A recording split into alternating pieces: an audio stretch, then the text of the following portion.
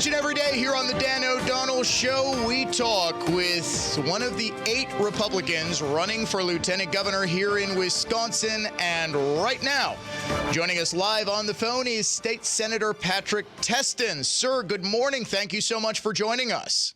Thanks for having me, Dan. Well, the pleasure is all mine, so let's let you introduce yourself to voters as we've allowed each of the candidates to do. Why are you the best choice for Wisconsin? Well, first and foremost, we have a great problem right now in the Republican Party where we've had a lot of great individuals step up to the plate to run for various offices up and down the ticket.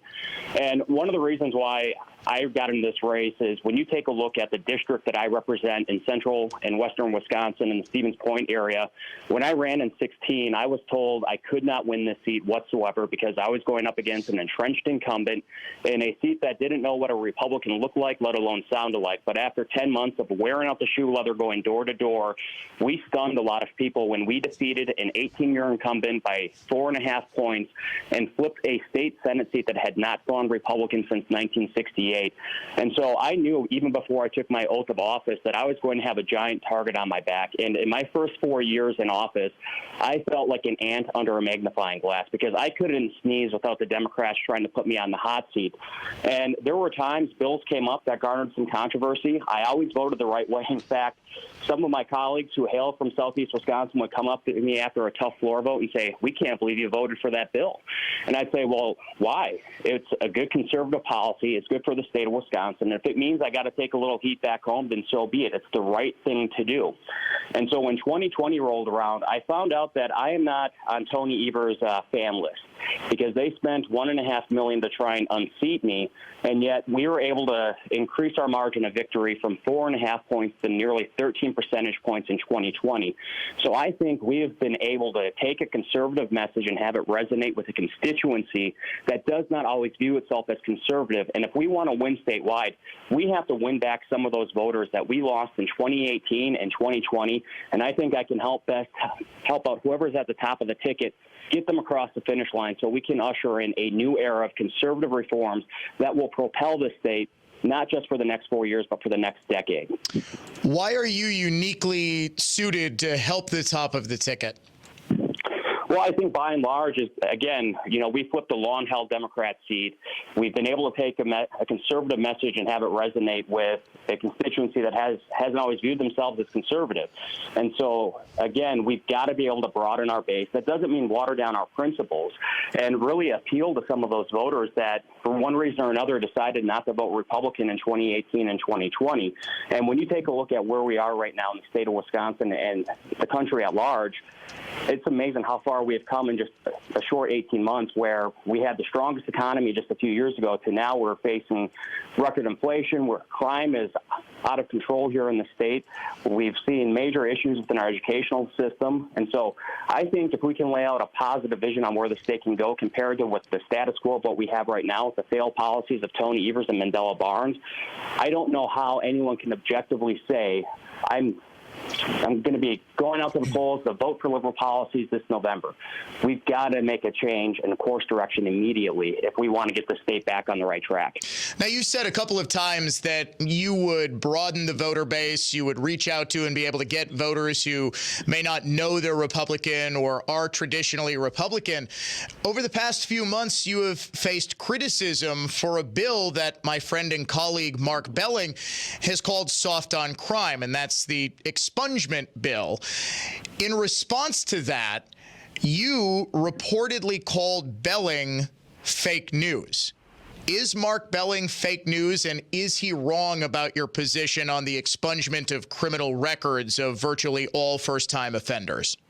Yeah, no, I'm happy to address that. And, that was probably a faux pas on our part from the campaign. We had responded to a comment of an individual who had criticized my position after hearing Mark Belling's segment, and probably should not have used the terminology fake news. I've got a lot of respect for Mark, although we do have a difference of opinion on this particular issue. And so, the expungement bill that I co-sponsored that was authored by Senator Darling, I supported it because this was a bill that was supported by law enforcement. It was supported by our business community and also supported by organizations like Americans for Prosperity. And so I thought it was a good policy. Nearly it passed out of the Assembly near unanimously, but when it came to the Senate, there were some issues that got brought up, and the bill was stalled. So the bill didn't advance forward. And as I had a correspondence with Mark, because he had reached out to us, and I explained to him, look, after the Waukesha Christmas parade tragedy, circumstances changed, which is why I worked with Senator Julian Bradley on significant bail reform to ensure that individuals like that monster are never out on the street. And on top of that, when 1 in 5 homicide victims in the city of Milwaukee have been murdered by individuals who are out on low cash bail. So we have to crack down on this first before we can have conversations moving forward about the expungement bill. But I'm proud to say that I am law enforcement's choice in this race. I had the endorsement of the Wisconsin Fraternal Order of Police, as well as the Milwaukee Police Association. And those are also organizations that had supported the expungement bill as well. But by and large, my apologies to Mark. We shouldn't have called him fake news. And so I hope we can make amends and move forward. And I respect his decision because he's been very consistent that he doesn't support that legislation, and I respect his decision. So you're saying you no longer support the expungement of criminal records. Would it be fair to say, though, that this is sort of an election year conversion? I mean, now you're running statewide. You co-sponsored this bill. Circumstances changed. I guess, can you assuage my concerns that you're now getting tough on crime? Sure, the Waukesha Parade massacre happened, but also you're running in a very crowded state lieutenant governor primary. Yeah, no, what I'd responded to in correspondence with Mark was like, look, before I'm willing to have conversations about entertaining the idea of the expungement bill in the future, is that we've got to get these issues addressed first. And I think if we can get the bail reform bills passed that Senator Bradley had worked on and I had worked on with him, and on top of that, there's legislation that I had authored that we introduced towards the tail end of session that would create more transparency within the criminal justice system. So as a sitting state legislator, anyone can go up and take a look at any vote I have ever taken and hold me to account.